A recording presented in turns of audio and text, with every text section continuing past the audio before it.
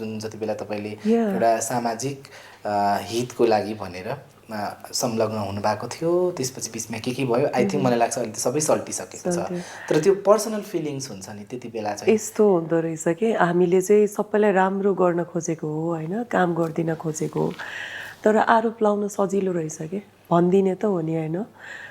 जताबाट पनि लगेर कोही मान्छेलाई एलिगेसन लगाउन सजिलो छ, त्यो एलिगेसन लागेको मान्छेलाई नखाई त्यो हुन्छ नि विष लाग्यो जसरी त्यो सहन धेरै गाह्रो हुन्छ।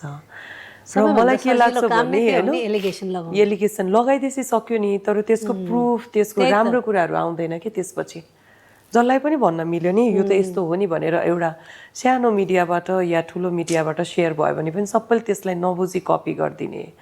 झन् अहिले त सोसल मिडियामा सजिलो छ कटिङ गरेर हालिदिने, कसरी कन्ट्रोभर्सीमा लिएर आउने भन्ने कुरा अब म मात्र होइन होल इन्डस्ट्रीको या इन्डस्ट्रीबाट बाहिर पब्लिक फिगरहरूले भोगेकै छ यो कुरा, जुन कुरा कोर्टले पनि मान्दैन है।